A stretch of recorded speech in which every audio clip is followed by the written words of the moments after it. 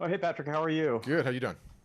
I'm doing well. Hey, I'm a brand new artist, Okay. and I just finished my first legit painting, Okay. and I'm getting ready to sell it. But I'm at that point where I can put it out on Instagram, put it out on in different media or whatever, Mm-hmm. and but I have no real starting point to refer people back to a legit website Mm-hmm. and the whole thing that you're offering. So I'm kind of at that moment right now where I need to begin something with a limited income Mm-hmm. and and start somewhere. Otherwise, I'm just gonna have to go out and just sell this piece as best I can. So that's kind of where I'm at. Okay. So, were you an artist the whole time, creating stuff the whole time, or literally you're like just picked it up and this is your first one? So I live down in Sunset Cliffs in San Diego. Mm-hmm. Beautiful, stunning area. It's like Laguna Beach. No. Well, I went to school at UCSD.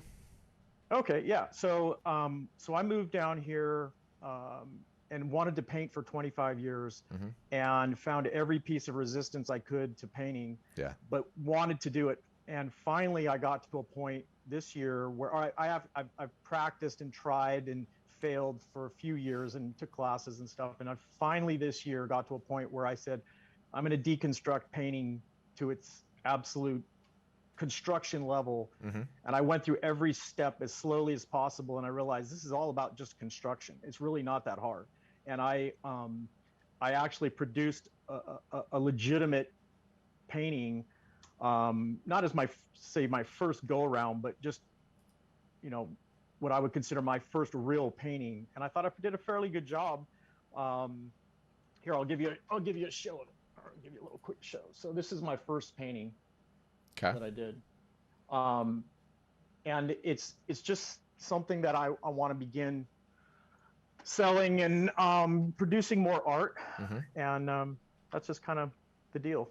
Yeah, I love it. I mean, ultimately, at the end of the day, like you got to get the thing in front of eyeballs and you got to sell it, right? Being this is your very first one, couple options, right? We're kind of coming out of COVID now, so there are the various opportunities where I mean, you could drive up to OB and try to get that thing into a show somewhere, right? Like or a Yep. fair or like a farmers market booth or anything else, and I like those. Those are good. Those are good examples. You could also be like, grab this, right? I can't tell if I'm on camera or not. Grab this. You've got one. Go to the social site where you have the most followings, and just be dead honest with me. Like, guys, I always wanted to paint. I started painting, trying to sell those paintings. Here's my first one. No reasonable offer refused. Make me an offer. You're on Zoom calls all day. Your background looks terrible. I need to dial you in. Here's a piece. Make me an offer and see what happens, right? Yeah. Because Yeah. ultimately, like especially for the people that get started, there's a tendency to ask all these questions like, I don't know if I have the right niche or if my art's good enough or what do you think of this or all my friends tell me it's honest or tell me it's awesome. Like all of that is nonsense. Only thing that matters is someone gives you cash for it. If they do, you're on the right track, right? You've got it, right? Like you're in the zone. So I would start trying to sell that baby straight up, right? Or if you are doing the plein air thing and you're setting up the easel and you're painting in that location, have that baby right next to you and say it's for sale. Make me an offer, right? See if you can sell it. If you can sell it, you're above the target and you're ready to go, right? And you want to remove as much friction from that process as possible to let you sell that directly. So, the phone, I love the phone. I love the just turning it on, going live on Instagram and being like, what's up, guys? It's Rick, right? I always wanted to be an artist. Rich, sorry, I called you Rick. And here's the piece. Show it. Send me a DM here on Instagram. No reasonable offer refused. And see what happens, right? So you might be like, that thing is awesome. Here's what always happens in these situations. That thing is awesome. I love it, but I actually like the style more than I like the piece. This is the view that I actually really want done. Will you go do that one for me? I'll give you $500, right? Those are the types of things that happen from taking the shot. So you'll never know until you try. And no one can tell you. No one can tell you. No one on this call can tell you whether that's going to sell. Only the transaction will ever truly be able to tell you whether or not it sells. That's the ball game. That's what's awesome about it. That's what I would do. That sounds like a good plan. Yeah. I'd like to get to the point where I have 10 good pieces, and Mm-hmm. then I can sell some prints. So there's a ton of locals around here. If I Ton. paint some iconic images of Sunset Cliffs and in Mm-hmm. the area, people want those. You Yeah. know, Yeah. so Yeah. I love it. okay. And again, you're just getting started. How long did the piece take you? Oh, probably a month and a half. Month and a half, yeah. But it's your first one just too. because I learned a ton through it. Yeah. It'd take a lot less next time, but yeah, it took a while. Yeah, yeah. And that's how it goes early on. I mean, you're literally just getting started. So definitely attempt to sell it. I would just photograph it. If somebody wants to take it, let them take it, move on to the next one. And then as you start picking up some speed, then you can contemplate like, okay, well, before you sell the original, get it photographed so you can reproduce it, right? If it's like a real home run, then you just need to get it, decently photographed such that you can do prints too. How do you calibrate your? Do I need to do any type of calibration to calibrate with your printers if I No, wanted it to be printed? Yeah, no, not at all. Don't worry about that. I'll send you an article after the fact that talks about how to photograph your art for fine art reproduction. It's pretty straightforward, pretty easy to do. Yeah, it's in the chat now, and I'll email it to you after the fact. That'll put you in a good enough spot such that you can reproduce it pretty easy. Yeah, so that's what I would say in terms of doing it, and I would probably do that.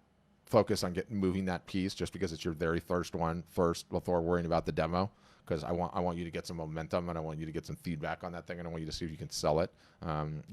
You absolutely never ever know until you attempt to sell it, like straight up, right? And Yep. the analogy I love to give is I want to be a chef and you want to be a chef. We've both always wanted to have a restaurant, right? We're both cooks, and we both just sitting around having a beer and we decide, screw it, I want to start a restaurant. It's time to go. I want to go my way. You go your way. You're smarter than I am. Okay. Do you know what I do? I spend 3 months writing a business plan. Okay. 3 months. Then I take the business plan down to a bank. I work on getting a loan for 2 months. Finally get the loan. I go and lease the space. I go and work on my sign. Hire a maitre d'. Buy the tablecloths, the glassware, rent the kitchen equipment, figure out who my sous chef is. All of that stuff. I open the doors. Do you know what happens? A bunch of people come in and I realize my food is crap. I don't have a restaurant. Do you know what you did? You drove over to Costco. You got a rolling cart. You put your tacos on it, rolled it into an office building unannounced one day, right about lunchtime. A bunch of people came up and were like, whoa, those things were good. Can you come back tomorrow? You're like, no problem. You push the cart back in tomorrow. Do you know what you have in your hands? A business. If you go start a restaurant, you're not going to fail, right? So don't put a bunch of BS and nonsense in there that's going to prevent you from getting that work to that end consumer. That end consumer is the only one that can tell you whether you got something on your hands. And they're either going to tell you a number of things. They're going to say, this is awesome. This is what it's worth, and you can decide whether or not that's a worthwhile endeavor. Or they'll pay you more than you thought it was worth. Or, like I said, you'll get that commission instinct. Or, they'll tell you, this is awesome, this is great, this is fantastic, I'm going to like this post, I'm going to comment, I'm going to share. But guess what? There's no buttons for any of that nonsense on the ATM machine. There's only one button on the ATM machine. It spits out cash, somebody slides that credit card. So go get it, right? You take PayPal, Venmo, cash on delivery, you'll deliver, whatever. Get that thing out there. So I'd say. What's up, YouTube? Thanks for checking out the Q&A. What if you have your own question? First, you can leave me a comment below on this YouTube video. I see them. I will respond. Number two, definitely encourage you to subscribe. It's very easy to do. There's some fancy motion graphics going across the screen now. But there's a subscribe button. There's a bell button. You'll know when we're live. You can come on and say, Patrick, I have a question, even from your YouTube app, which is super handy. And then the third is 3 times weekly, Monday, Wednesday, Friday, free Zoom calls. We call them the Art Business Workshops. There's going to be a link directly below me in this description. You can sign up. They're free. You can come answer your question, which I'm sure will be awesome. And I will do my measure best to make sure my advice is slightly better than marginal. No, but in all seriousness, I'll take a crack at answering it. Thanks for checking out this video.